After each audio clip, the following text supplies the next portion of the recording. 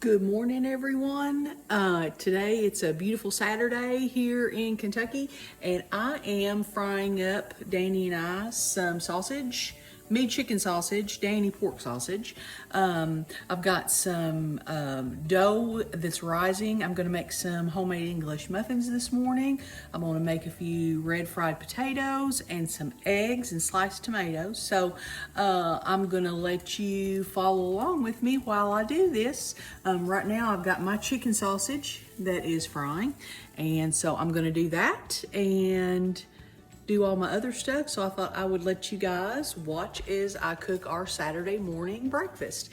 He's outside working on our fence, and we had a huge party last night for our one of our granddaughters, Ella. It was her 4th birthday.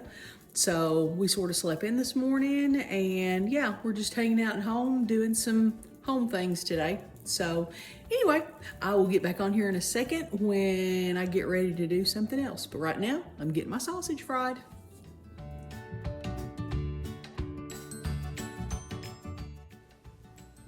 So I started out by just dicing up 2 medium-sized red potatoes and about a quarter of a sweet onion to fry up for some fried potatoes.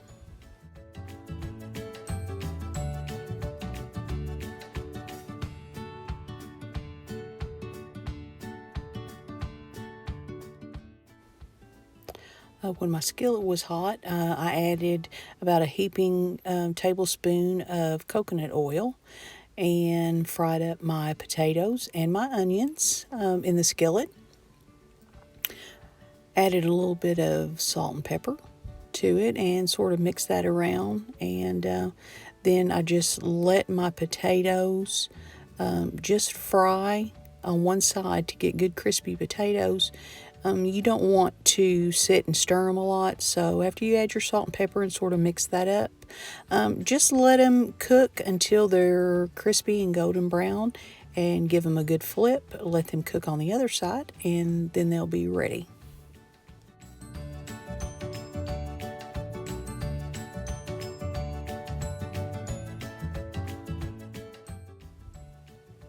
Okay, so now they're ready to just go ahead and plate up. So I just took them out of the skillet and just set them over to the side on a warm spot of my stove and just kept them warm until it was time to eat.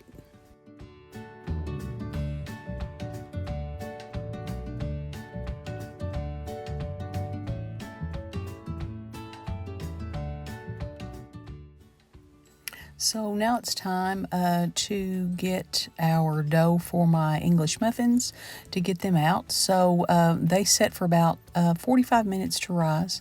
Once that 45 minutes was up, I just got out my wood board and floured it pretty heavily. And with this English muffin dough, you have to really watch because it's a very delicate dough. And so when you get it out of your bowl, you just want to let it sort of fall out on its own. It might take you a second, but it will come out, and it's very sticky. So you want to make sure that you have your hands floured.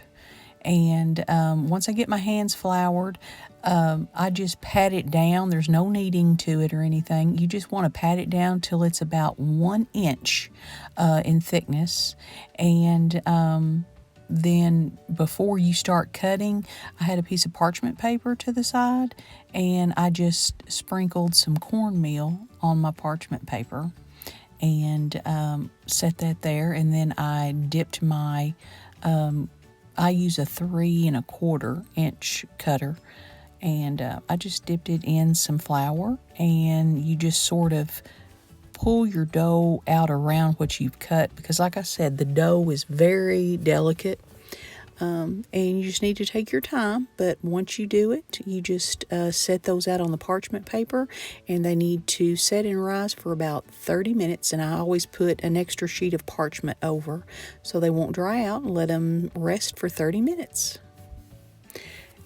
And while I was letting my dough go for its final rise for that 30 minutes, I went ahead and sliced up some fresh off the vine tomatoes. You can't have a breakfast in Kentucky without some sliced tomatoes.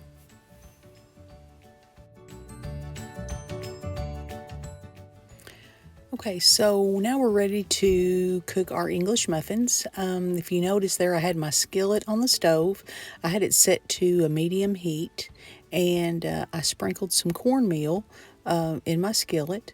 And how you can check to see if your skillet is warm enough, you just want to hold your hand. If you noticed, I had my hand over the skillet. Once you're able to feel the heat radiating from that skillet onto your hands at that medium heat to get started, that is perfect. And you just very gently take your English muffin dough off of the parchment paper, place them in your skillet. And what you're going to do next is, and you want to watch the heat. I wouldn't go any higher than a medium heat. Start off at a medium and probably turn it down a little bit. And just find something. I didn't have a lid, but find something that you can cover those English muffins in. And what you're going to do is let them cook on one side for 5 minutes. Once that 5 minutes is up, remove your lid. Give it a flip and just cover it back up and put the lid back on, let it cook for 5 more minutes, and your English muffins will be done. Okay, so our English muffins are done. They cooked 5 minutes on each side, covered. I'm going to get these plated up and get started on my eggs.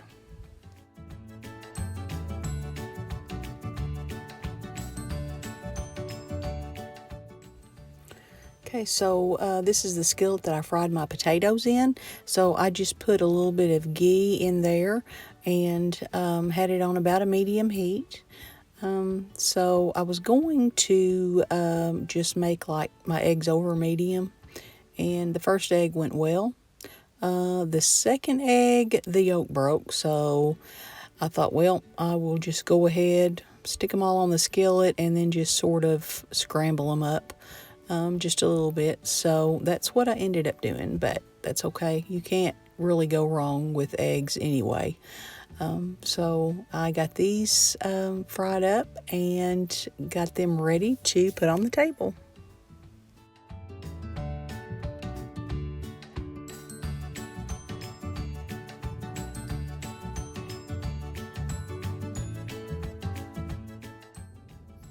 Okay, so I've got breakfast on the table.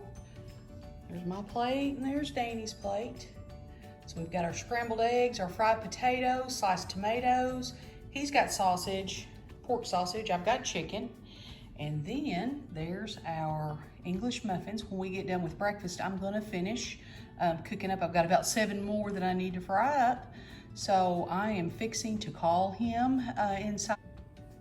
Okay, so I'm fixing to call Danny in for breakfast. We're gonna get our tummies full and then hang out here at the house and get some projects that are needing to be finished up, get those completed or nearly completed.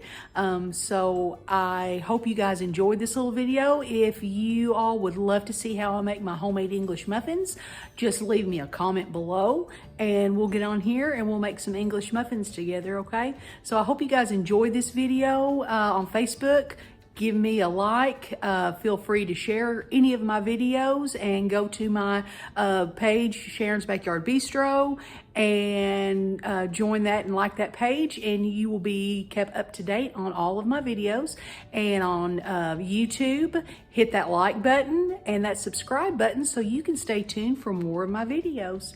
Okay, so until next time, my friends, be safe.